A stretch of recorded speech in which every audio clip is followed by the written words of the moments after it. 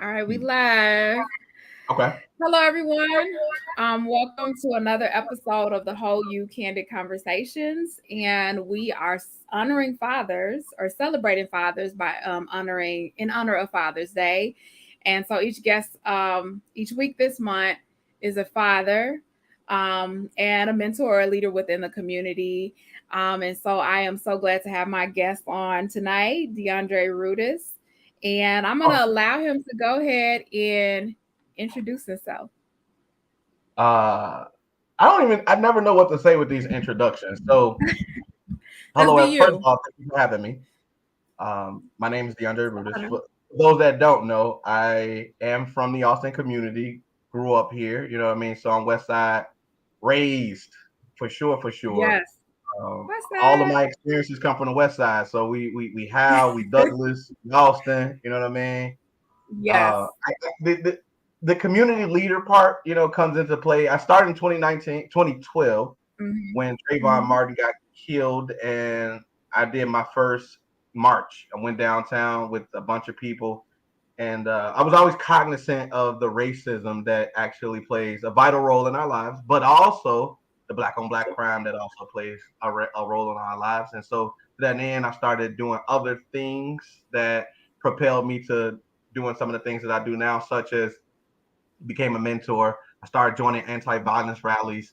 I went to For Justice or Else, which at the time was the 15th anniversary of the Million Man March. 20th, no, Mm. because it was 1995. I went in 2015. So the 20th Okay. anniversary of the Million Man March for Justice or Else. And I remember hearing the Honorable Minister Farrakhan saying that we need 100,000 strong black men in our community that's willing to stand up and lead. And what that meant is that you got to be willing to die as well. And so I took that as a challenge. And I thought that that was important because we are, in my opinion, devoid of leadership in a lot of ways. And so I just continued on that path to 2016 when Donald Trump won presidency. I looked at myself and said, hey, if this man could affect the world, I know I can at least affect my community around me. So I ran for alderman in Exactly. 2019. I was a candidate. I earned every 437 vote that I got. And, we just kept it going. So now today I work with Chicago police trying to help them build better relationships between the communities themselves and the communities that they serve, which obviously are community areas on the west side and south sides of the city, which, have a lot of issues. And so I continue to put myself in a position where I could be an advocate for the community and be the voice that we need, because not too often are the men in the community really stepping forward and stepping up. I mean, it's a lot of black women that do a lot of amazing things, and black men need to be right alongside them, if not in front of them. You know what I mean? And Yeah. I don't mean that in a derogatory way. I just mean we need to work together if we really want to build our community the way we need to see it. But Exactly. otherwise, Exactly. again, I don't know what to say during introductions because everyone is different. But that's who I am. That's where I'm from, and that's what makes me a community leader, so to speak. No, you did amazing. You did amazing. I had some time. I always ask my guests to like send me some, like a bio if they have a bio or something, because I always like to make sure that I am presenting. Because some people I know directly, indirectly, I've had some sort of interaction with them, but I don't know everything. Mhm. So I love to have my guests bring on information that I feel is accurate, an accurate depiction of who you are. And what I like when I read yours, it said you were an educator. Yeah, And I can absolutely. honestly see how being an educator would push you to community activism because you have the ability to see things that, me as an average person do not see. Because Mm, although I work in the service industry, or I have worked in the service industry as a banker, I didn't work as a banker in my community. So I'm not mm, always mm, privy to mm, some of the things that that's happening. I am a resident though, mhm, and I am very passionate about the things in our community, although I feel like I mhm. could be more active. But yes. So tell me about yourself as an educator. Well, What led you to that? number first and foremost, I believe all men should be educators. All of us. Yeah. I think that's what is innate in us. Because I say that saying that when a man is in the household, that's when we start to really instill discipline, right? So that is taught, right? Those are practices that men bring to the table and say, and again, women can do so as well. But what we do know is that when men are around, like things are just a little tad differently, especially as it relates to discipline. I remember plenty of times getting punched up by all the men that I went to school with, in those various schools I named earlier. And that's the difference. But part of it is just one, I think it's important to note that I went to Austin. I went back to Austin High School, and that's where I started educating at. For 2 years prior to the pandemic, I was teaching math and science, you know what I mean, and chemistry, essentially, to those students. And I thought, well, the coolest thing ever about it was being able, so we lived on Fulton and Lone when we were going to Austin, and they put me in a classroom that was literally adjacent, and I was able to point out to the kids that I was in front of, hey, I'm from there. That I'm literally from across the way. Like, you know what I mean? I thought it was very important to be in front of them, and in that way. And then I started also teaching at what's called Project Exploration. Again, working with young kids this time and teaching them science. You know what I mean? Really getting them into STEM. And I was over what they call the little boys. So these were like 3rd grade boys. And I was and again working with them, having them go through and teach them science projects, and just had a hell of a time with them. I was teaching other high school boys, especially out south.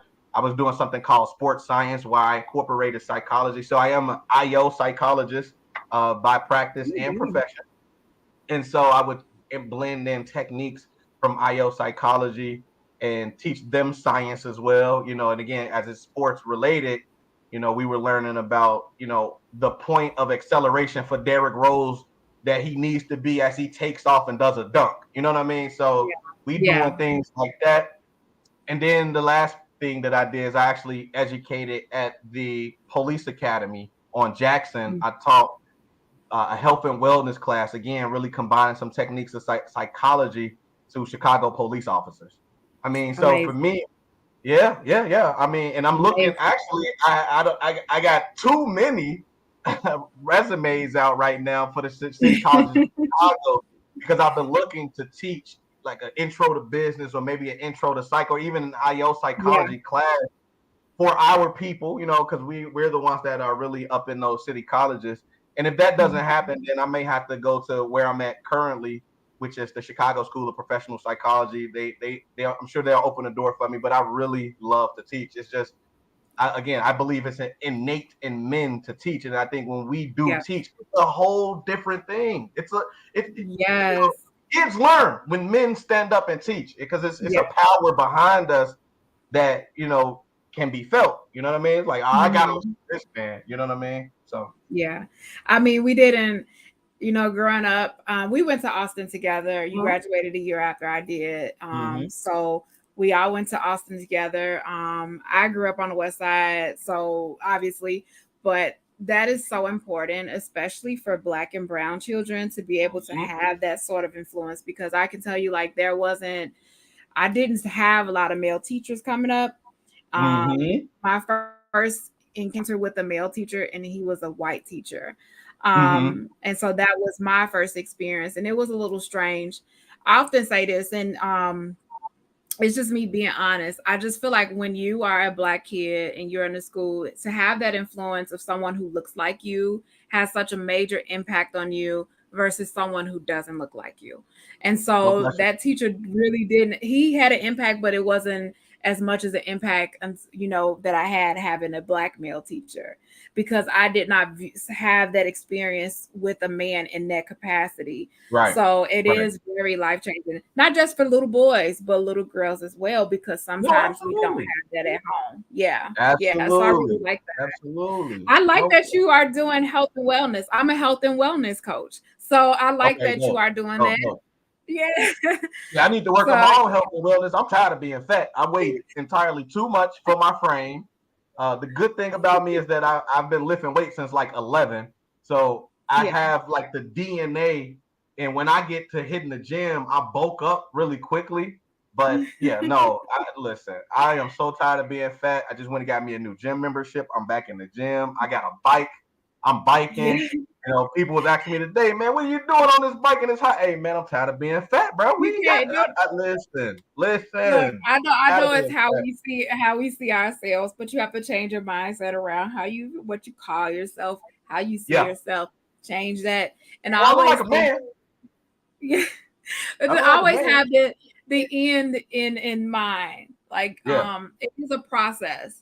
But someone said something very, very powerful to me, and it's like we always think about the means to an end, but we never think about the end. So you think about the process. So don't think about the process. Think about that I am already where I need to be. No, that's offending. Like Don't be at a my whole little slogan is don't let day one become one day. You know what I Yes, mean? So exactly. no, So it's we gonna have, happen. oh no, it's definitely gonna happen because Yeah. I'm used to it. I've gained and lost Yeah. weight throughout. I'll be 35 soon, so that makes a difference. You know what I mean? Life It's definitely happens, not right? as easy to take it off as it is to put it on at this age. But the Yes. good thing is because I've been doing it for so long, I know how to do it. And we all know how to. We all Yes. know if we Yes. drink water every Yes. day, at least a gallon of it. If we eat fruits and vegetables every day, and if we work out at least 30 minutes a day, more if you need to lose weight, we can maintain a healthy composition. I And the definitely problem say is we just choose not to. I definitely say that. So here's the thing. Since I am a Mm-hmm. health and wellness coach, Mm-hmm. I've had my own journey around weight loss. I did have weight loss surgery, but it was because of the medical illnesses I was going Mm-hmm. through or still experiencing. It's hard to lose weight, Mm-hmm. but I wanted Mm-hmm. to say in my journey that I've learned that a lot of people don't do it because they think that it's supposed to look a certain way, and some people Mm-hmm. like True I indeed. can't do that, or True some indeed. people are just perfectionists like myself, Me and too. and if it doesn't go the way they think it should go or whatever, they back out. I want to say Right. water is key. Water is Mm-hmm. key. Fruits can be tricky depending on if you The have any the hormonal. sugar Yeah, content. Absolutely. are you Mm-hmm. diabetic or you have Mm-hmm. diabetes? So be careful with that. Mm-hmm. But water Mm-hmm. is key. But the other part that is very important is at least doing 30 minutes of some type of movement. Mm-hmm. Some type of movement. Some people prefer to work out at the gym, and that's fine. But some Mm-hmm. people need to take baby steps. So Right. Right. if you can't get in cardio or strengthening, do 30 minutes of some movement, walking around, making sure you're not on your feet, dance, Oh yeah, something, do some anything. high knees. Stand in one place and just do high Yeah, knees. Whatever. yeah, Wave your arms around, it don't matter, but you have to do 30 minutes of something. And you're right about that. That's a fact. yes, yes. Yep. But I do want to get back to you speaking about education. So I love psychology, love psychology, and No. I never look at like No. serious, especially like things that happen within our community. Mm-hmm. I never look at it like one dimensional. I'm like, it's always a thing. It has Mm-hmm. really changed, or it's really have shifted my perspective in my Mm-hmm. life on different things. And so when you talk about psychology in our community, can you get more into that? Yes, but so here's the deal. Mhm. I'm what's called an industrial organizational psychologist. I'm Awesome. working on my PhD. I'm one class away actually, and a dissertation away from completing my Amazing. PhD. Yeah, yeah. So that'll actually Amazing. be done in December or March of next year. So I'll be Dr. Rutues very Mhm. soon. Oh, But the thing about being a business psychologist or IO psychologist, however you want to term me, is I apply what I know to the business environment. So that mhm. means I take psychological processes and I look at how that affects your work environment. So as you're a health and wellness coach, my thing is looking at the behavior of the individual and saying how can we accentuate their strengths and Yes. minimize the weaknesses, right? Like I want to capitalize on who you are. So, and I can do that with anybody. It doesn't have to be in a business environment because the thing with business is we typically take it home anyway. We work Yes. so much that it's almost become our lives. So there is Yeah.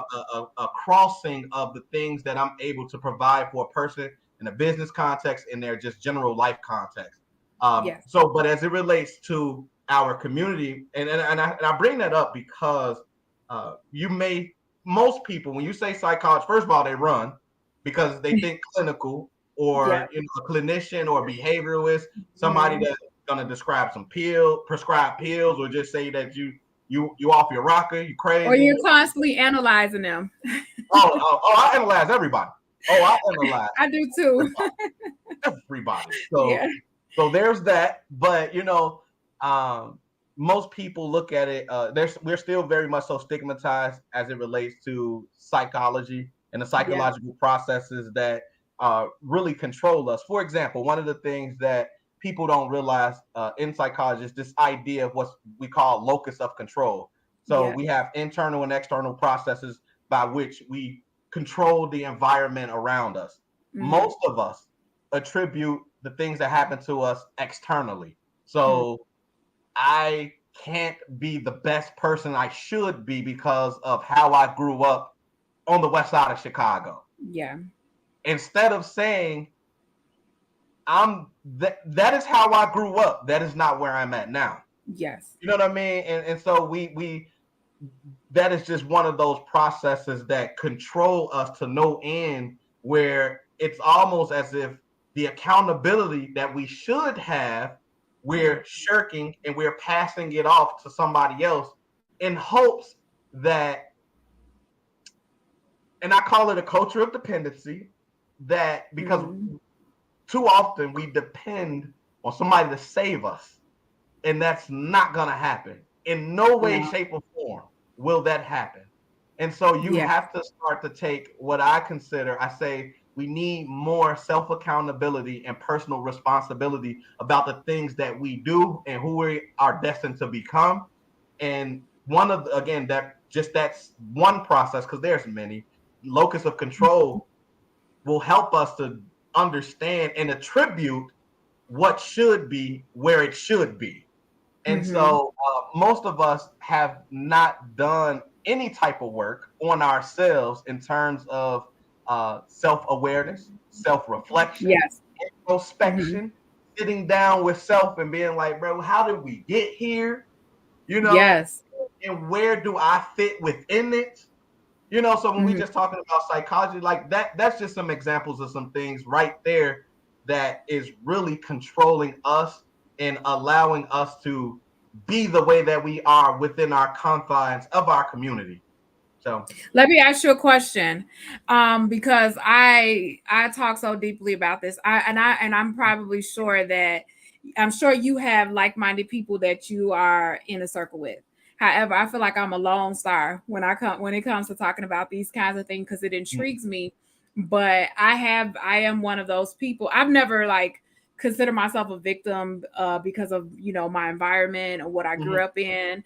I mean, we were very poor when I was a kid, so I felt like I have made attained some sort of success over that in life, and I feel like anybody can do it if you just take those steps of change. However, I do realize that some people are deeply affected by their environment in a way where they don't feel like they can get out of poverty, or they don't feel like there is much help or hope for them. How do you reframe your thinking around that when you say we have to take some accountability and take actions and be responsible for ourselves in a way where we can make change in our own life? How do you reframe the thinking around that? You know what? I'm gonna say two things. One thing is my dissertation is around this idea that we have psychological resources that can be developed. And those psychological resources, which again, my dissertation revolves around, are hope, optimism, resiliency, and self-efficacy. Yes. Right? I am going to be applying my research to the west side of Chicago, looking at non-for-profit members to develop their hope, optimism, resiliency, and efficacy, in hopes that improves the services that they give out to the community. Yeah. So that's one way for me, because I am going to be one of the individuals that will be developing those four constructs in our people intentionally, so that possibly they have a different thought process. The second thing is, I remember when I first started this journey to my PhD, and it was 2019, I had to do a cultural competency map. And it was two things. It was a cultural competency, and then it was like a cultural map. So the competency was me listing out all the facets of myself that I believed that I was, and then the map was opening up on that. So, for example, my cultural competency, I said I'm a student. I'm a lifelong learner. After I'm done with the PhD, I probably won't go back to school, but I'm gonna keep learning. I'm gonna do something else that's gonna heighten the knowledge that I've already acquired. I'm a black man. I believe like I'm a very proud, powerful black man. I stand up in who I am for the community for that reason. Just black man, period. Boom. And we can keep going on down the list. But the thing that's that the most important part. the thing that I'm always put is I'm from the hood. Yeah. From the hood. And I mean that as a term of endearment, not as a way to stifle myself.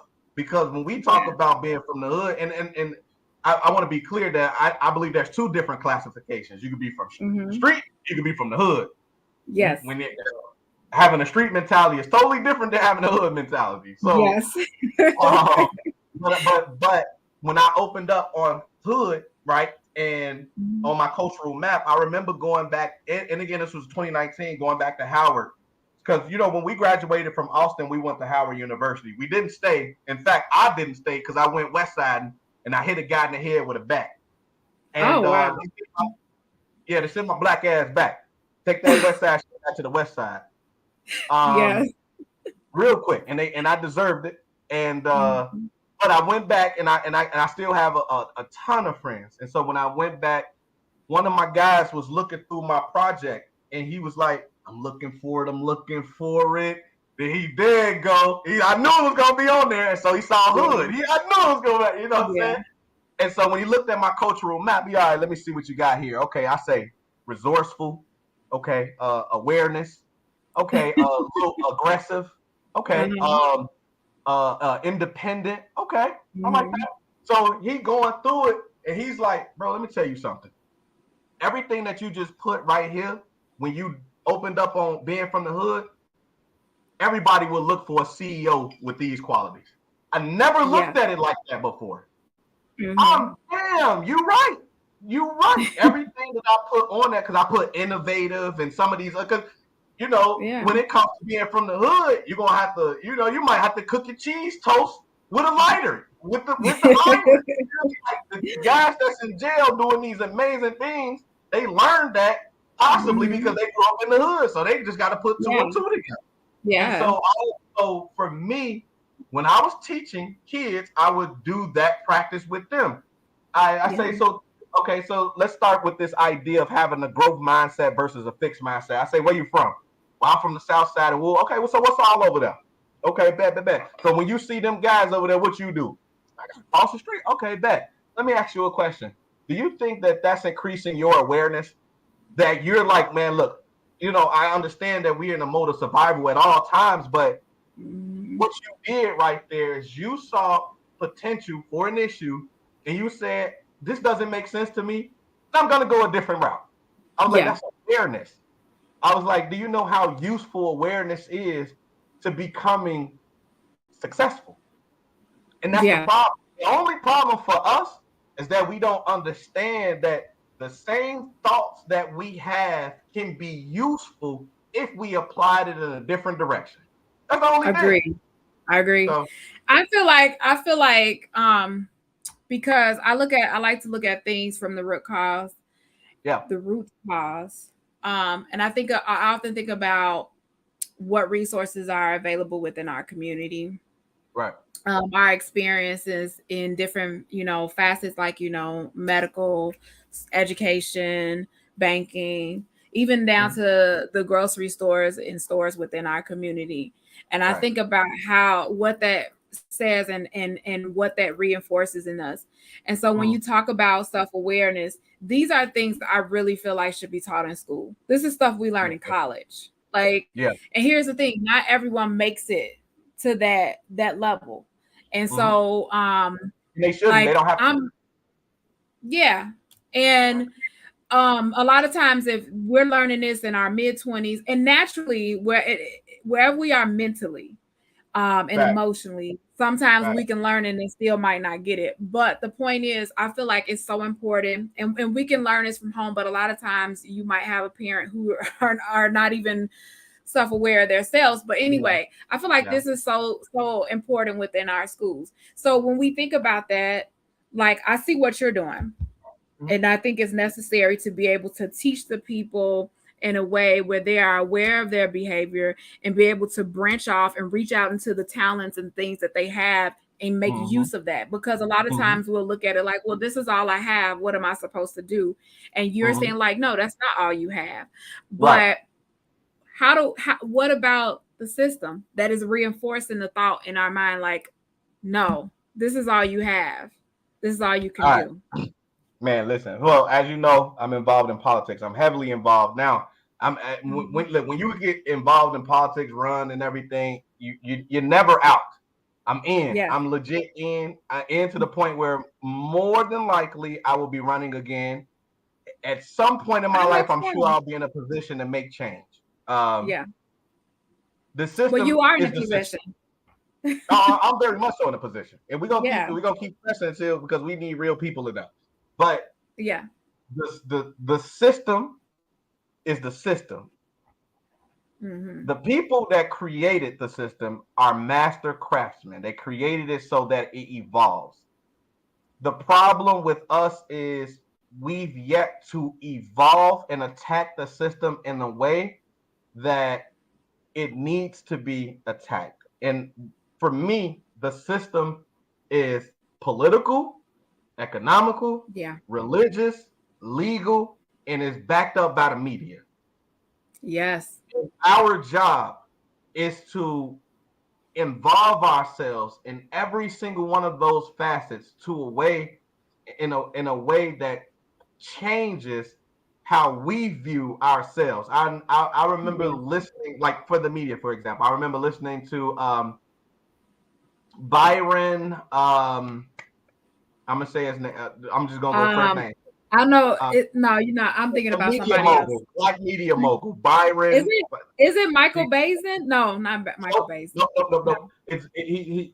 He's a former comic who's worth like maybe 400 to 500 million dollars. He started his own cable company. Oh, It's look him up. yeah, you got. And I don't I'm gonna know have to how look I'm him up. Look. forgetting his name, and I'll send it to you. I can send it to you, but and I Okay. Yeah. Look him that's up. not that I'm forgetting his name, but one of the things that he said that stuck out to me is he said that he approached a white executive, and this is about the media in general. He approached a white Mm-hmm. executive and said, "Let me ask you a question. Would you be comfortable allowing black people to display images to your child that they curated?" He said no. He said, Mm-hmm. "So tell me why do white executives think it's okay for y'all to do that for us?" Woo. Turn the damn TV off. Turn the TV off. Turn the Woo. fucking radio off. Read some books, damn it. Like you get away. Like you gotta cleanse yourself Yeah. from the bullshit. Pull away from it. Yeah. But I understand the bullshit sells. It's beautiful. Hell, I got a show, and Yeah. on our show, it's about positivity. The one time we had some negative shit pop off, the show was talked about for a full week. People tuned in. They wanted to know what other bullshit was gonna People pop love off that. next week. Come on, man. Mm-hmm. That's on us. That's on People, us. but people love, and people love that. And Yeah, it's and sad, but yeah. I want to go back to something you said. Is when you said turn off the TV. I wholeheartedly agree with you. Because here's what it does: is it's serving its purpose within people who are not black. It's Mm-hmm. serving its purpose because we know Mm-hmm. what the intent is behind it. It's to Mm-hmm. paint this picture of us in a negative light. It's been done since slavery.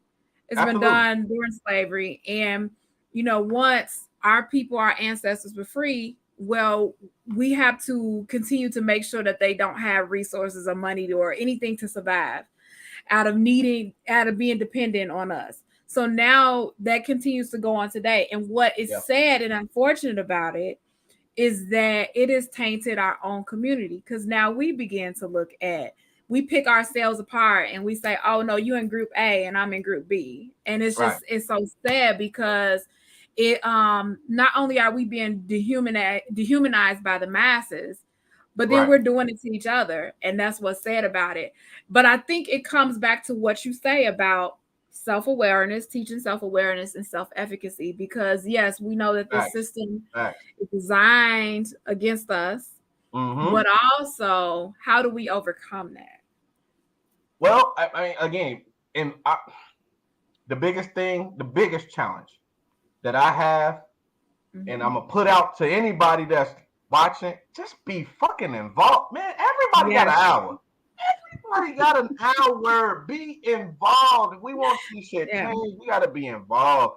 And I'm talking about, number one, politics is probably the most important things that we're not involved in. It was Larry Hoover that said the most gangsterous individual is the one that's taking care of his family, his community, and being involved politically. Yeah. We over here talking about Trump gonna do this, or Biden gonna do this, and this person ain't did this. Have you ever tried to be involved though? One of the things that I would love to see us do is if 10,000 of us voted, because we have 30,000 people registered to vote, and we get 6,000 votes in total.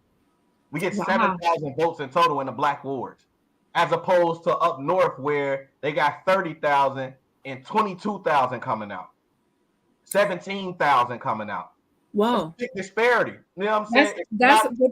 I have to stop you right there, because that's something that I didn't even know. I mean, of course I probably would have known, but that's astronomical. Oh no, it's good. I mean, but again, that shows our lack of involvement with the process. So we always talk about what's not there and why it's not. But then if you ask yourself and you were honest with yourself, okay, well, what did I do? And you can say I did nothing, then you be like, well, there it is right there. You know what I'm saying? I didn't do anything. You know, because we all got a voice. We all can reach a minimum of 10 people. And we may not be able to drive them to be a part of our movements, but at minimum, we can influence the decisions that they make. We all have that capability, point blank, period. And so if we really wanted some things to change the way that they need to change, all we need to do is be more involved. And again, that does not mean that we got to show. Hell, I don't even tell people to vote because just off the conversation of politics. But what I'm saying is be aware, know what's happening and why it's happening, so that as the knowledge increases, at minimum, you feel like a difference needs to be made. And at some point, you'll get mad enough till you do something. And in general, the last thing that I'll say about that, at minimum, I tell people, go learn who your congressman is, who your state rep is, who your state senator is, who your alderman is, and who your commissioner is. If you don't know those five, and at minimum, go to their office and have a conversation with them. What are you supposed to be doing? Because it obviously ain't being done. And I guarantee you, if you were to go and have a conversation with those five people and start to build, because that's building a relationship with the process right there. Right. I always tell people politics is nothing but the relationships to get to the resources.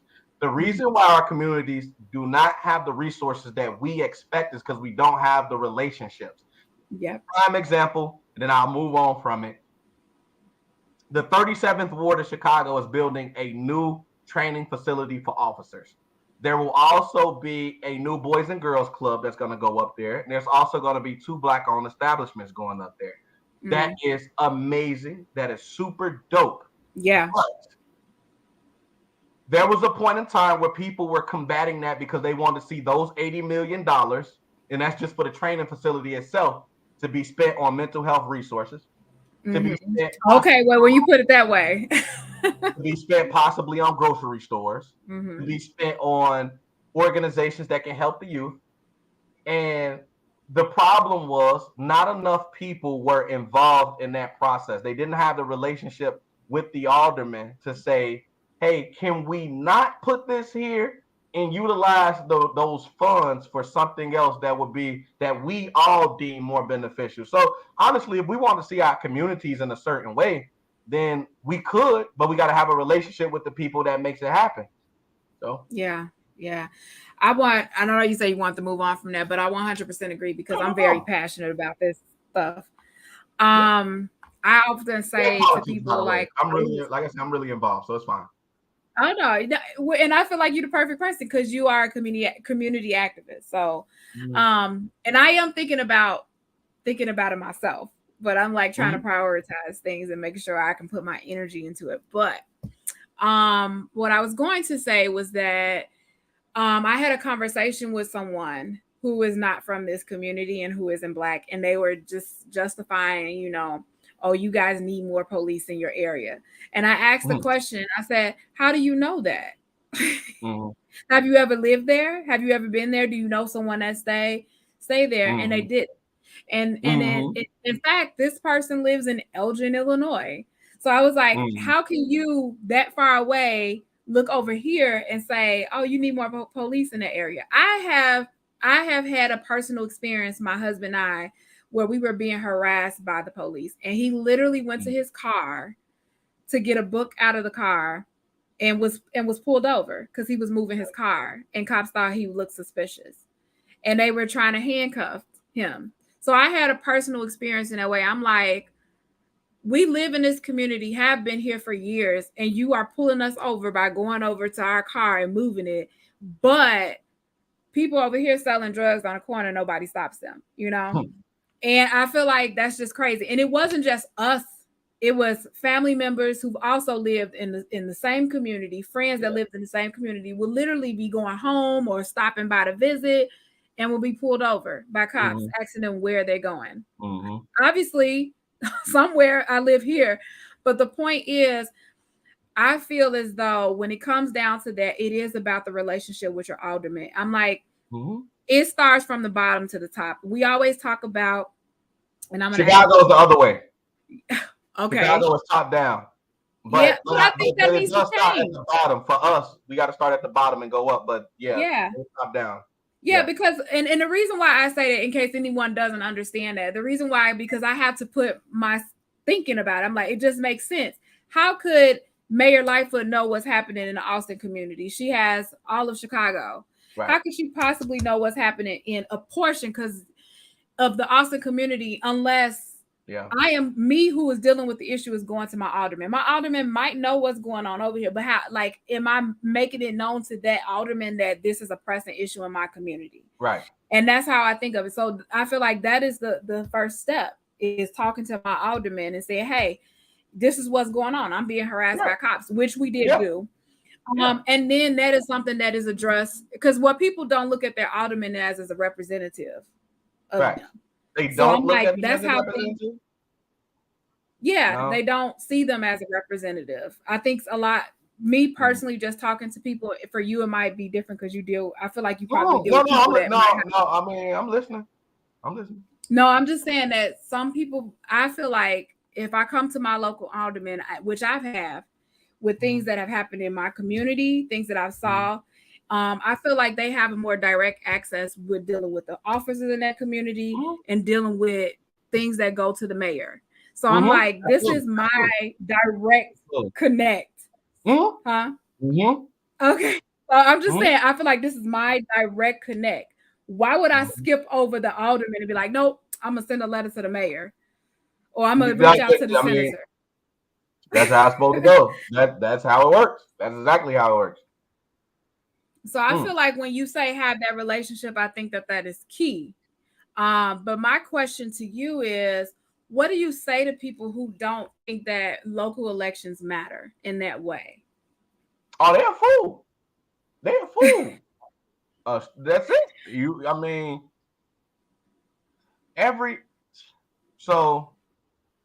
local elections matter, number one, because that is what determines what goes up in the community. All the businesses, all of the projects, right? Like, as I mentioned, this police academy, all of the other services, right, runs through the alderman, and that's at the local level. Our schools, some hospitals, some, I'm trying to think of some of the other state, obviously like Medicaid and, you know, WIC if you need that. All of that goes through the state. The governor also controls a large portion of that, which is state. You know, parks, all, you know, a lot of these, the forest preserves controlled by commissioners, and then the federal government controls the gas. Yeah. But I mean, here at, and so what I say all of those pieces because everything that I mentioned until federal government matters, it affects our quality of life in a different way than the federal government does. Now, yeah, granted, the federal government, I mean, gas is super high right now, food is high. That affects our quality of life, but we can manage, and we have managed, and we will manage until they figure out how to change things around for us. But locally, when those schools got shut down by Mayor Rum and those mental health clinics, that affected the south and west side of Chicago. yes. You know, when, again, and I can only point this out because, well, I'm going to point out another alderman. So one of the other aldermen, as they continue to bring affordable housing to the communities, and there's potential for other projects that could be in that same place. Because the thing about affordable housing is, yeah, you can give these landlords maybe a 10-year lease. After those 10 years, those aren't affordable anymore. No. You know what I'm saying? So that stuff matters. We're in a fight right now with a developer because some community members want to put a playground for kids in an area. Some want to put a library. Some want a cafe or something to go up. And the developer wants to bring more homes. He wants to bring affordable housing. And they're like, no, we have, this looks like plenty of housing here, but we don't have those things that I just mentioned. And if the alderman is one of those type of people that's like, well, I like the apartment idea, then the apartment's gonna go up, and now the community is gonna feel the type of way, you know. And so the question is, like, if you feel that type of way, then why don't you do something about it? And the problem is, you know, we don't think that affects us more than we think the federal elections affect us, right? We think that Donald Trump and Joe Biden has more say on our lives than locally. And again, that's just untrue. It matters, but they have a job that matters globally. So if we're going to war, if our imports or exports are off, if inflation starts like it is now, and federal funding, PPP loans, and all of this other stuff that we're paying back with gas, that's what they control. But the things that matter the most to us are schools, our roads, our stop signs, our blocks. This stuff that we see on an everyday basis belongs to the people that we put in the local, in the state, and the county. And that's the stuff that we just don't care anything about. So, you know. And that's the sad part, because you see situations like the Meek Mill documentary. A lot of people haven't seen that, but I always tell people, I'm like, watch that, because to me it reminds you of why you should vote locally, and why that is important, and why you need to educate yourself. And I'm still learning, but how I have so many questions, but I'm trying to narrow it down to this. How do we become educated? How do you think, what do you think the gap is, and how do you think people can become more educated, for those who are willing to be educated? Ask questions. I'm a forever question asker. All you gotta do is ask questions. If you're in front of the right person, you know, you got to be in front of somebody you trust too. Don't let people just lead you astray, because the unfortunate is we live in a two-party system, and you know, both of them gonna lie to you. So you got to find somebody that isn't necessarily beholden to either system. That's just going to tell you like just straight out what it is, because we're in dire straits right now as it relates to anything going on politically in this country. But part of it, for example, the Austin Weekly has a incredible spread in the middle of it that lays out all of the judges. Now, the judges are the hardest race that we will ever have, because there's so many of them in so short a time, and nobody is going to do all of the work that it takes to read up on all of the judges. But I'll tell you this though, I've interviewed every single I've interviewed every judge that wanted to be interviewed for the West Side of Chicago for certain positions, like the.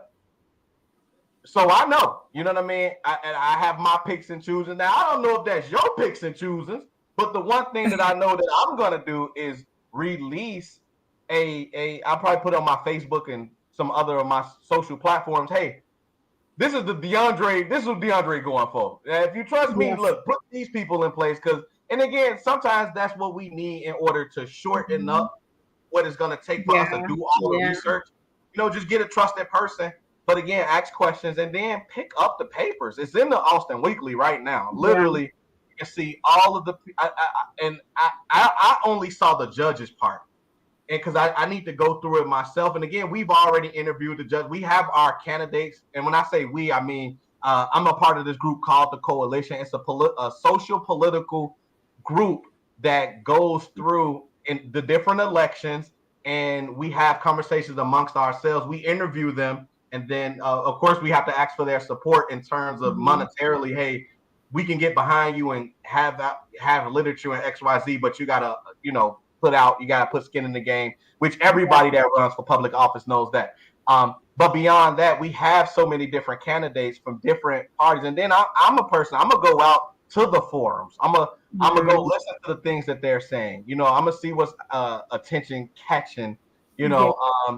I'm gonna be honest. A lot of times we just don't have really good candidates. We don't have good candidates either way. A lot of times, I think that's the reason why a lot of people get discouraged, is because they feel like that we don't have good candidates. And to that point of the two-party system, like I always say, it's very unfortunate that we are stuck. It's so many layers to the two-party system, because each party has so much money invested into them, where it makes it hard for a person, although Bernie Sanders is a Democrat, but he has more of a progressive thinking. Right. He's a democratic socialist. Yes. Democratic socialist. It makes it so hard for someone like him to, make it to primary because of the money that's involved. They're going to go on the person because here's the thing, at the end of the day, both presidents, whoever they are, whatever party they are about making sure that the businesses benefit, whether it's medical business or corporations, whatever. And those are the people who are funding these candidates. Oh, no question. So it's like it's very hard to break that party, because if you have someone who says I'm an independent, or who has more of a socialist idea like a Bernie Sanders or an AOC, they're not going to get in there. And you're going to get swallowed up. And you got to pick a side. You got to pick, like Congressman Davis told me, you got to pick a side. Yes. That's why I always say, I'm like, you have to participate. You got to. Unfortunately, we can't, because if you say like, well, I'm not voting, then it's like, then you're doing exactly what they want you. I know it just sucks when I hear people say like, because I'm like, I get it, but it's like we have to participate. I mean, listen, if I don't like the candidate again, and we're in Chicago, so you put me in a position to be an elected, it's probably going to be Democrat, and I understand that, right? And that's cool. But one of the things that I always say, two things I always say. One is I vote for the best person. I don't vote for the best party member, period. That there's that. And the other thing is the unfortunate is that when you become a part of the system, you're gonna have to pick a side. You're gonna have to go one way or the other, and not too often is the community's perspective taken into consideration. There's so many positions up right now that the Democratic Party has endorsed that the people haven't. You know what I'm saying? That's just one of the things that we also have to deal with and understand and just become more knowledgeable about. And I would love to see one day where we call some anarchy and go all the way left and put some random person in there. Hey, what the hell just happened? It's like, oh my God. But America it takes us vote, but it takes us to vote that way. Like, we have to be collective in that sense, and we have to go out there. Real. I do want to shift gears though, because there are so many other things that you do. The community activism. One of the things that I admire the most about you is you did this program or event where you were literally going out in the communities and cleaning up. Facts. Do you still do that? Facts, man. So look, all right, back then that was 2016. I was putting on showcases. I was doing, and I still do spoken word to this day. In fact, I'm gonna be performing Saturday at Columbus Park. That is amazing. At the time, I was really heavily involved in the music, and I went throughout the city finding just like some dope artists and was bringing them to the West Side. And then we would do that Fridays, and then Saturdays I would go out and clean up. So that was my thing. And I don't do that anymore. I do have some ideas for larger gatherings. I still clean up though. I do a ton of cleanups. I still put it on my Facebook and things like that. That then was what I used to do, and I paired it with the music because we are rhythmic people and we love our art, and in Austin we don't really have a community developed for the artists. So that's what I was doing then, and I've always had that mindset of how do we do what's needed for the community. So I do cleanups, still to this day. I'm definitely doing cleanups, but I haven't gotten back to that part with the music yet, but I do have some ideas, one of which I'm trying to execute for October of this year actually. So awesome. Well, I'm sorry. Why is that so important? Why clean up?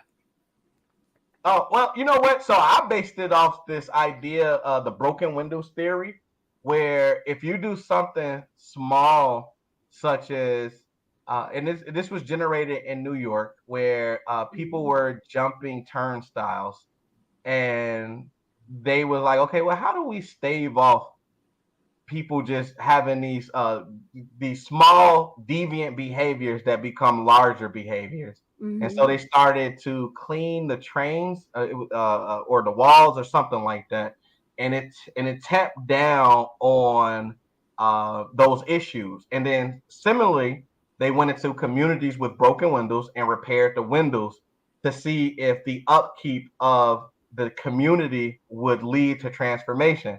So for me, I utilized that thought and said, well, if we can have cleaner communities, beautification will lead to us looking at our community as if it's ours and not a trash can. So that was ultimately what that was. And that still holds true to this day. Statistically, where there are more trees, there's less violence. Statistically, where there is less garbage, there's less deviant behaviors. People are less willing, because Oak Park is clean as hell. People are less willing to just dump their trash out on the street if they continue to drive down blocks where there is no trash. So that still holds true to this day. We just want to live amongst pigsties. I don't know. Like our community is still fucking dirty. And again, it really is. Man, it's too dirty for no reason, too. For no reason. Just it does. And when you say, and when you talk about Oak Park, let's just say, I always tell people, like, Chicago is so segregated. Oak Park is not Chicago, so don't think I'm crazy. No, but I say Chicago is so segregated because you can literally go from Wicker Hyde Park to not Hyde Park, Humble Park to Wicker Park and just see a difference, just like that. Although Humble Park is changing, It is we call it literally Humble Heights changing. now. We call it Humble Heights. Yeah. Oh yeah. But you can literally drive. I had a cousin. She came to visit from Michigan. She lives in Lansing, Michigan, and she visited. And she took the expressway, 90, 94, goes into Kennedy, and she got off at North Avenue. And she took North Avenue all the way, over here in the Austin community. And I promise you, I'm like, if there's any way you can drive, if you drive down North Avenue, you're going to see all of the different parts of Chicago. And you will literally see how segregated we are. But when you live in an Austin community and you in Oak Park is 10 blocks away, you're like, where did I just land? It's like another world. Night and day. So that's true when you say that. And it's so crazy because Oak Park is right there next to the city and it's untouchable. Right. It's untouchable. So it's amazing when you say that. It used to be. Because we used to joke that there's a Teflon line across Austin and violence doesn't go over. This just happened a week ago.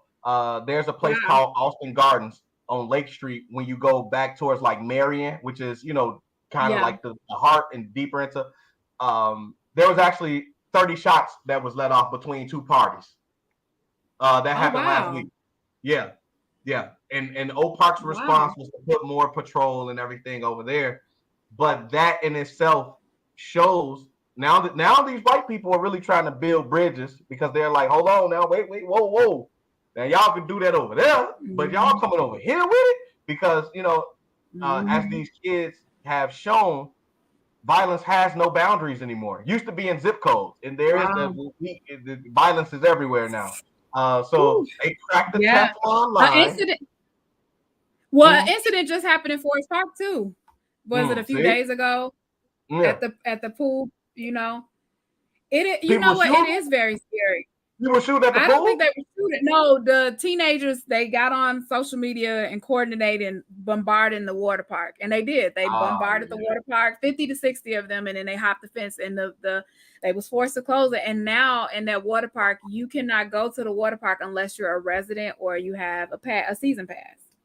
Come on, y'all. And listen, these kids, they wild, they disrespectful as hell because we in a whole different era. But we gotta figure out how to get them something. I used to love on Lake in Austin going and swimming in the pool when there used to be a pool. Then I remember they took the pool up and put this little park that us supposed to had all the water. Then they cut the water off. Bro, come on, bro. Like why y'all doing us like this? Yeah. Y'all be doing us like, but then be scratching your head. I wonder why these kids, they ain't got shit to do, like in real life shit to do on this side of the street. So they're gonna take their ass downtown in Forest Park and Oak Park and cut up because they mad as hell. They running out here like they don't have any emotions because they need tons of therapy. Fucking they're parenting their parents. Their parents fucking crazy too. Because they're fucking millennials like us who stressed as hell. Like, what the fuck, man? You know what I'm saying? And they get the brunt of it getting, oh my God. So it'd be like, bro, like, come on, can we listen? All of our problems are fixable. All of our problems are fixable. Because let me just say, I didn't experience this growing up. My mom barely let me went anywhere too far. And I was in high school, late in high school, when I was able to go downtown by myself. But when I think about it, I'm like, we didn't go these places like that. I didn't, when I was a kid, my mom would say like, it was a special occasion if we went downtown.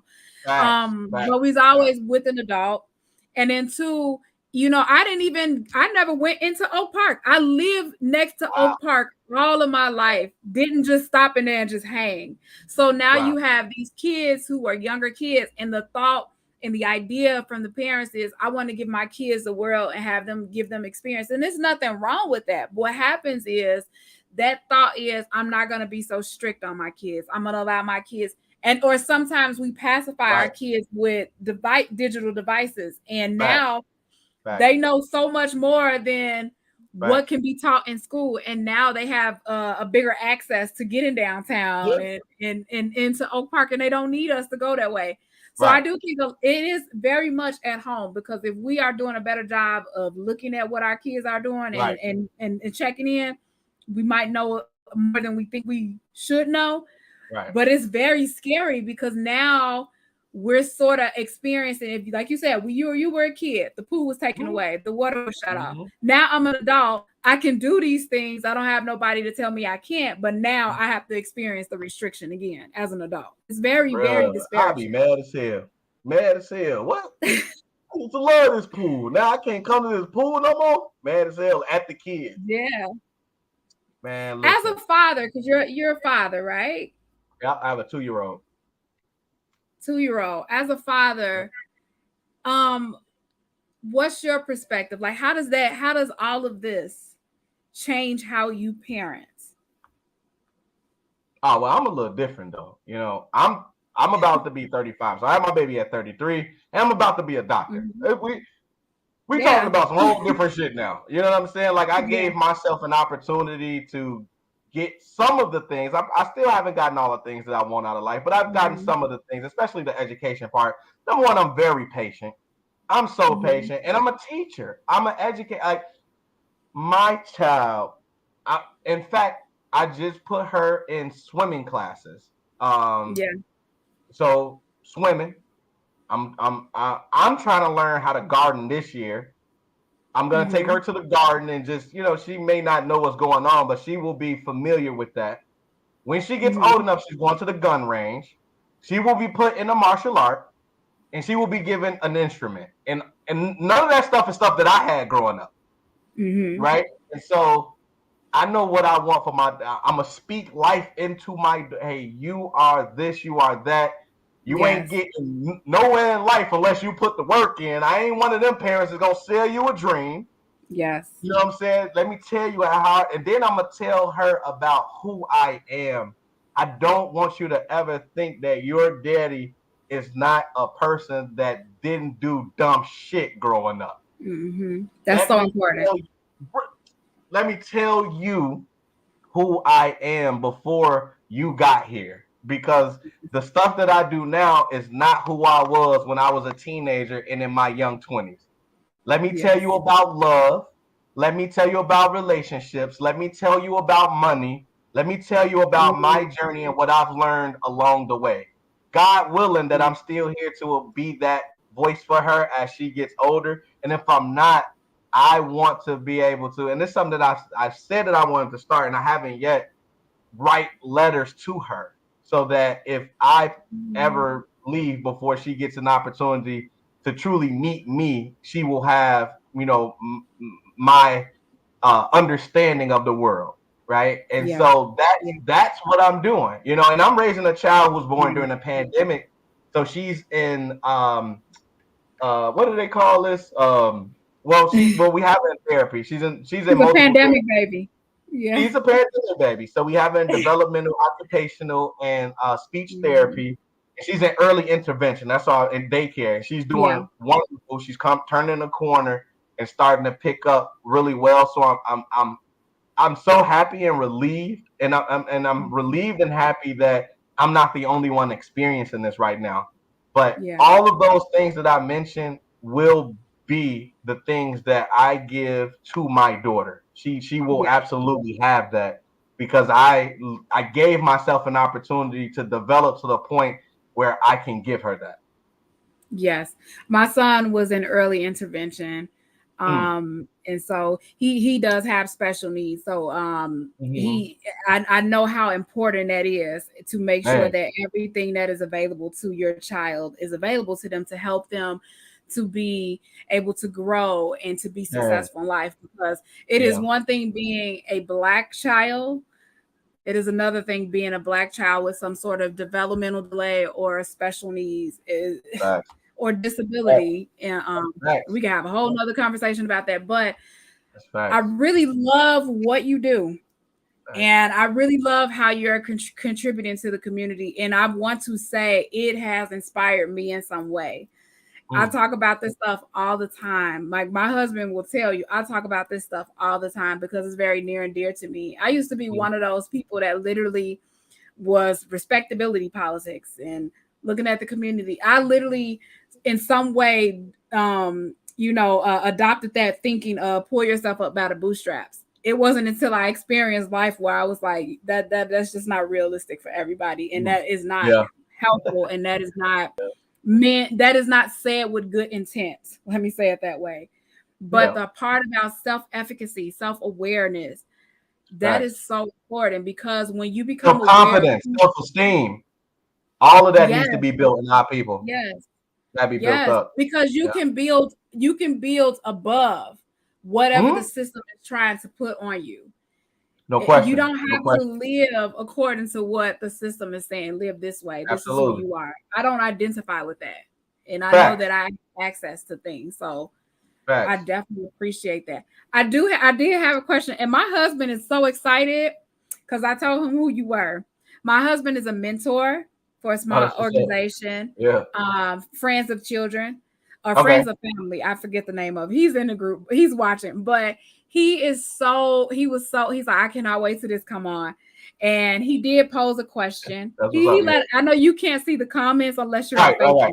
No worries. No, but I'm gonna post this one, so I'll show it to you so you can see it on the screen.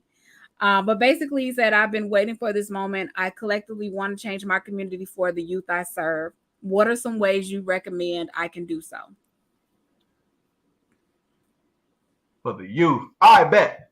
So, and I'm gonna say this from a position of what I was able to do with a youth recently. So, a 17-year-old young female who really was who is thinking about the mental health of the community for her age range and younger, came to me, and she was talking about wanting to build the self-awareness again of these youth so that at some point they could be into therapy, because she was talking about like the emotions and the parenting and a bunch of different things. So one of the things that we brought her on our show. When I say our, I work with a non-for-profit, Steve Robinson, Northwest Austin Council, right off Division in Massasoit. So we have a community-based show that we do every Sunday. So we brought her to the show, and she was able to express herself. And we then took her to WVON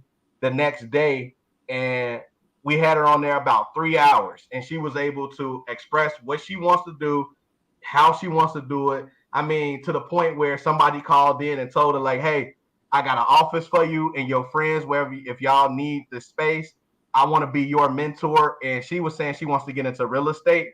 I will pay for your education to become a real estate agent. That's amazing. That's amazing. Follow that up. I'm a board member of Bobby E. Wright Behavioral Health. Follow that up, talking to the CEO. Listen, I got a young person. She want to do this. And I need to know your thoughts. And I want to connect you with her. And he was like, I like the idea because I'm trying to work on some so we don't have to always charge for our services. Of course, it have to be in a controlled environment where we may have to have a clinician on hand, because we don't want it to get out of hand. But what we want to do is be able to introduce these youth to some things in which it can lead to these therapeutic services that we offer. Because all of us, whether young or old, still refuses to get the therapy needed in order to unpack our shit. Yes. So that I say all that to say, that's how we help the youth. We listen to them.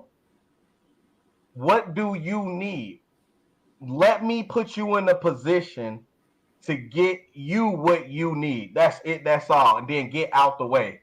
But be there to help them up when it gets overwhelming, because it ultimately will. A lot of these young people have ideas, and they have no inclination of how much it actually takes to get a lot of these things done. And and we all will fall. And the thing that a lot of us don't have is a safety net and a person that's gonna, hold on, man, I'm here with you, I'm standing strong with you, and I don't want to let you go. And I want to make sure that I continue to follow up with you so that the things that you say you want to accomplish gets accomplished. Because for adults, the biggest thing that we can do, or the most detrimental thing that we can do for a child, is tell them we're going to do something and never do it.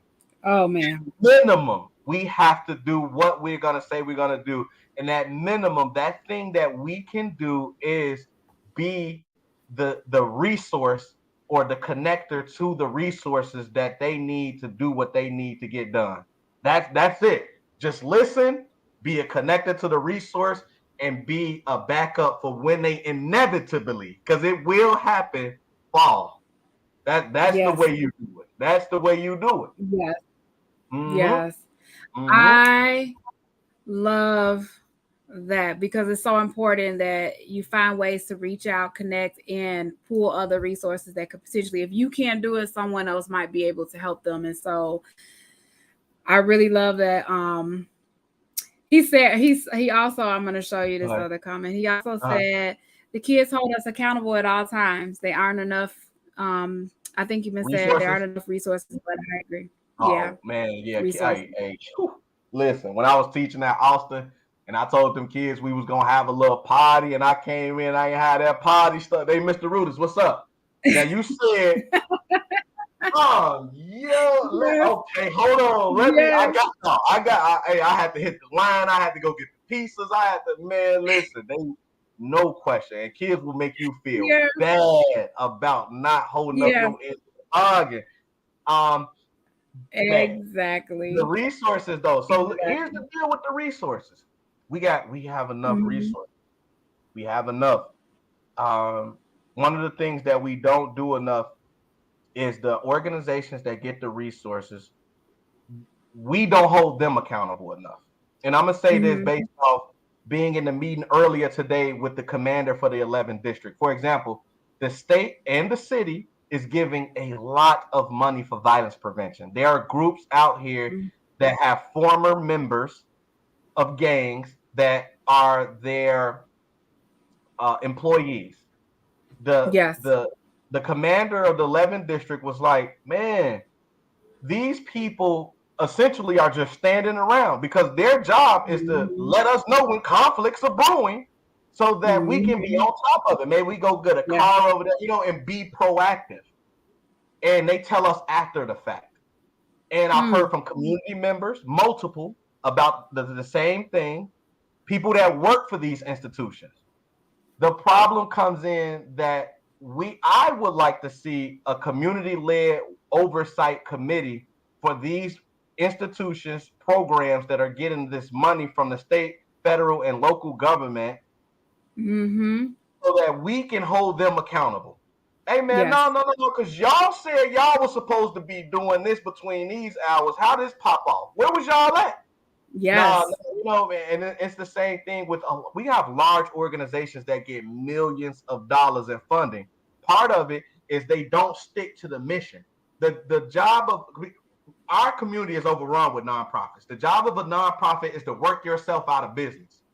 So the mission is developing children literacy until such and such age, which that probably will never go away, but this is just an example. Why in the hell are you looking for grants for violence prevention? Yes. Now it's just like it's like as if honestly I feel like the reason why we're over policed in our communities, but there's not enough of protecting. I'll just put it that way. And when you mention this, it's like as if in these certain communities, because it's not just the Black community, it's the brown communities too. Yeah. It needs to exist for a reason. And that's how I feel about it. It needs to exist. And it's not that we want it to exist, because I don't want to have to worry about crime. I mean, I live in this community, and it kills me every time to hear about the crime that's going, you start to not feel safe within your own home. So it's not the residents want the crime to happen. It does. I understand why it happens, but it's like, what are we doing about it? Because I don't need, all of these police stations and a new police training facility, and nobody's addressing the real problem here. Like, what are we doing about our community? Poverty is the issue. Poverty is the issue. Man, why don't y'all go back and put some listen, one of the things that I've been constantly speaking out loud about, is hemp manufacturing. Hemp is a sustainable, biodegradable product that is obviously much different from cannabis or THC, derived from the same plant, but useful in that you could create clothes with it, you can create tissue with it, straws, you name it. We have abandoned factories. Why don't we just go and So get many. somebody? Man, you know how many jobs that could be? Because that was the stabilizing factor for Black communities. Black communities before crack was, we were able to go get those factory jobs and come home, and they were right in our community. They shut all those down. Threw crack in the community, threw the 3 strikes rule on top of that, had a whole war on drugs, took the father out the house. Like, we could unpack so many things, right? Yeah. And that is the problem. I'm going to say this about the politics. Number one, we got to understand that policy governs life. We still go by the U.S. Constitution that was created when we wasn't equal. Exactly. I always say we still fighting for life. You know, it says life, liberty, and a pursuit of happiness. I'm like, we still at life. We still at life. Man, tell me about it. But if we didn't learn anything about policy, when you said policy governs life, if you don't believe that, look at the abortion rights. There is some man who is deciding whether I, as a woman, should have a child or make that decision. So policy does govern life. We can't continue. You know, you have people in office that says, you know, I know that families are struggling, but I don't think we should continue to allow them to get child tax credit. I know families are still struggling, but I don't think they should get, you know, EBT. You know, I know inflation is up, but I don't think they should deserve a gas stimulus. You know, it doesn't make sense to me that all of these issues are in our life. So somebody is making policy that governs our life, and they're telling us, well, we know you suffering, but you know, the whole school shooting situation, it is an epidemic. It is a huge problem. Yeah. And there are government officials that are saying, well, we know it's a huge problem. We've seen little kids die, but still though, and we need our guns though. This is America. And I'm not against people having, and we like guns. And I'm not against people having their right to guns, but I'm like, this is an epidemic. It's getting closer and closer to home. It's not just little kids. If I go to the grocery store, I can get shot. Like, it's alarming. So it's like, when you say that, and to put that into perspective, I can go to the grocery store and get shot. Nobody even thinks of that. But that is because the effect of a government official saying, yeah, I don't think that we should do something about guns. Right. It has that impact on us. Even hate crime, but you know, that's another thing. Right. I have to say this, right? Like, I'm all in favor of Second Amendment rights. I don't think we need high-powered rifles are crazy. There's no reason that we running around with high-powered rifles at all. None of us are at war, but I truly believe in my Second Amendment right. Absolutely. No question. You might see a change if people was out here open carry. Statistically speaking, most of the states that have open carry generally aren't as dangerous as the ones that don't even allow guns. You know, so that's weird in itself. But are you sure, Texas? Go figure. Are you sure, Texas? Yeah. They might be the exception because they are literally the exception when it comes to anything. Yeah, man. You know, they might be. I am. My husband is a 2A to the day he died, and me and him have many debates. I'm not against gun rights. I think that it is necessary that we have that. However, I just feel like it shouldn't be easy for an 18-year-old to get a gun. Oh, no question. And not only that, when you look at Kyle Rittenhouse that just was able to go across state lines with a weapon, it's like and nothing happens. It's alarming. It's like it's exceptionalism. It's like there is always a certain people. Well, it's white. You know, let's call it what it is. It's white. It's white. And that's my only fear is I told my husband today, I'm like, you know, that's not for us. No, it's not. When it comes, just like the whole abortion rights fight, it's not me as a Black woman. That's not for me. Right. Let them go ahead and deal with that. Right. That doesn't say that I'm not going to be an advocate or fight, but I'm just not going to fight with them about it, with it, with them for it. So that's how I feel about it. But Black people But sit we this be one here out. all night. Black people Huh? sit this one out. You feel me? We Yes. can't. We every fight not ours to fight, and they Yep. all the craziest thing is, and this is how we continue to be used. They go get us every single time they need something major to happen. But Yeah. every time we need something to happen, we shortchange. We Yep. asked for the George Floyd Policing Act. We've been waiting on that for I don't know 3 years now, maybe Yeah. maybe 4. Oh no, George Floyd happened in 2020, so we've been waiting on No, but so it been. 2 years, But 2 years, haven't 2 we years. been I talking apologize. about police reform since after Trayvon Martin? Like, I mean, not Trayvon Facts, Martin, but after Michael Brown. Like, haven't we been fighting facts, that for facts, so long? facts. But for us though, they gave us Juneteenth, so I guess that's a celebration. So that's the thing though. We got to understand when the okie doke is being played, and sometimes we got to, just like we used to boycott and said we ain't riding these damn buses. We got to come together and say, I'm not finna be a part of this foolishness. Leave Yes. us out of it until we get what we are looking for. Until that happens, we gonna continue to be in the same space that we in. I would love to see in my lifetime an economic boycott of epic proportions like we used to have. Oh, gas $7. You know what? Black people, how about we carpool? How about we Yeah. save out? Fuck you, gas, until you come down. You know Yeah. what?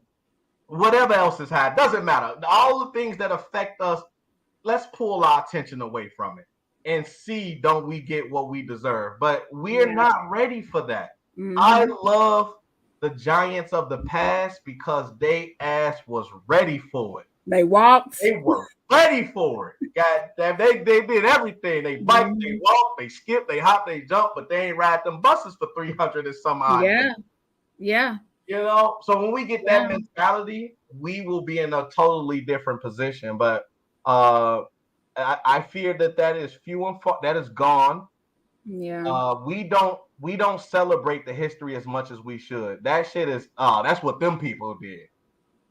And that's not even that. It's not even celebrating anymore. It's now, we are degrading it. Like a lot of people like, oh no, what Martin Fact, Luther King, we putting fact, down the work that they actually fact, put in, because I'm like, you can feel that way all you want to, but if it wasn't for these pioneers, we wouldn't even be able to have what we have today. And it may not seem fact. like much, but that's much, from where they were. They were still dealing with Jim Crow. That's a lot from what, and even though it still happens, some of this stuff, it just is not publicized or is easily covered up. It Yeah. still happens in our community. It still happens not even in our community, but around us. The thing of it is like you said, we have to be radical about it in a way where Yeah, we it do. impacts change. No, We we have do. to We hurt do. them. We do. Yeah, we We have to do. hurt the system. Mm-hmm. Exactly. We just got it, but we'll never get there. We Yeah. will never get there. I mean, and I gotta be honest with my like crime. We're not gonna get rid of crime. It's too much money in it. It's too much Yeah. money in crime. Mm-hmm. You know, and let us have some people. Now we may be in different times, but let us have some people that's talking some real shit. They're Yeah. gonna be dead. You know what I'm saying? Because not enough of us will ever take the stand that we need to, like we're not gonna be like, look, you're gonna have to kill all of us. Fuck that. Because we already in hell. We already for 400 years been fighting the same fight. Look, we already, so kill all of us or kill none of us. How's this thing gonna go? But Yeah. I was like, no, that ain't happening. So but I have hope, right? And I'm not one of these people that preach hope, because I believe in action, right? Yes. I believe in action, but I have Action is hope important. that at minimum, people that need to be elevated will be elevated. Their voices will be heard, but they have to start speaking. So for you, my challenge, if you want to become, I'm an advocate, by the way. I Yeah. you just say an activist. I don't call myself an activist only because to me, activists are loud and they are looking for attention. And that's no disrespect to my activists watching, but there are some cases, and they can be bought out, and that has happened time and time again. To me, as an advocate, one of the things that I do is insert myself into the conversation, but I also provide solution. So it isn't just being loud about everything. I'm in the back room trying to, all right, what we need to do? Well, okay, who we need on our side? What kind of attention do we need to bring to this? What kind of activity and action can we enact to make things happen? So that's why I consider myself more an advocate. And you're not gonna buy me though. Like I know who I am. You know what I'm saying? You ain't gonna be able to buy me. So there's that. But for you, my challenge is start talking. Just be vocal. Be vocal. Like until and that's my struggle. Because when you become vocal, people will be able to dissect everything you say and everything that you think you are, and it will make you feel bad because none of us like feedback. I am still to this day dealing with all of the backlash that will always come from somebody who speaks their mind and steps up and says, I want to be a leader for the community. Why you want to be a leader? Why did you do this? How come you said this? Why are you doing it this way? And you got to take that because you've decided to have a voice and speak up. But if you continue to be silent, then we all won't be heard. And again, we all have 10 people we can reach. And 10 people that's going to be like, I fuck with what he's saying. He's saying the right thing, and I can get behind and support that. But that's my charge to you. You know, be vocal. Be vocal. Fuck it. Yeah. Do what you got to say. And if people don't like it, be vocal. Fuck them. Be loud and rude is what I like to say. Be loud and rude.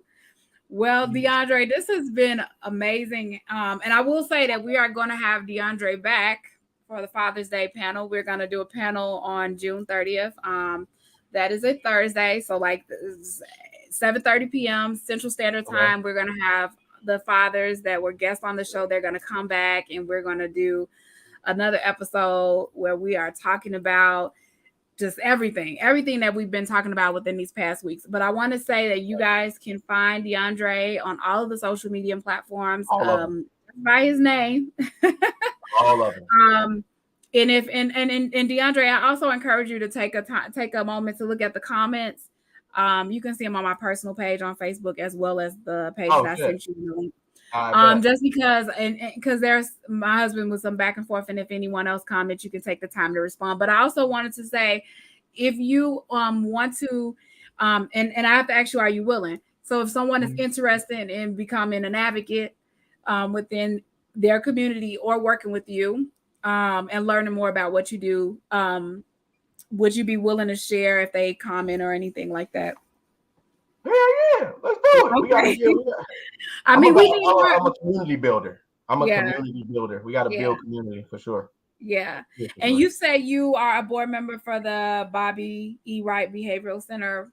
I am. Yep. Bobby E. Wright Behavioral Health Center. Below the line, which we're working to ease wage gap, to close wage gap. And that's amazing. Chicago Industrial Organizational Psychologist. So yeah, a couple boards that I sit on. Oh, and Northwest Austin Council as well. So. Yes, and that's new. The Bobby. The reason I brought it up is because it's right here on Madison, right? No, I just had a meeting. I live behind, so I see it every day. It is not that. Literally, I just had a conversation with we're doing a strategic planning for Bobby E. Wright. And they asked me a question about like, well, how do you think people are receiving Bobby Wright? I said, listen, the generation above me, X, some of them, and then the baby boomers, they know Bobby E. Wright. I said, people my age and younger, we don't know Bobby E. Wright. I say, we all know Hartgrove. So this just confirms. This just confirms. Yes. So yeah, Bobby E. Wright is on, we have different scatter sites. Madison and Kedzie used to be the main location. Right now, I think we're working on either getting that location back or rebuilding for another main location. But yeah, it was Madison and Kedzie. And it is on Madison in different places. Yep. I know this is Madison and Laverne, and I've seen it. So when you said you were there, I'm like, oh, because I'm always interested in what's coming over in the community. I'm like, oh, this is a new thing. But I do want to. So, Deondre, if you could just hold on for a second, don't leave. But I do want to say, I really want to thank you for coming on to the show and discuss. I mean, we have so much to talk about, and this is just amazing. But you guys can find Deondre on all of the social media platforms by his name, Deondre Rutues. And if you have any questions, feel free to leave them in the comment section. And Deondre said he'll go ahead and check that out. But we'll be back next week, same time, 7:30 p.m. with another guest. And don't forget, at the end on the 30th, the last week of this month, the last Thursday of this month, we are going to do the Father's Day panel with all of my guests. So thank you so much. You all stay blessed, and we'll see you next week. So Deondre, you stay on. Oh, okay. Oh, I'm like one waving. Oh.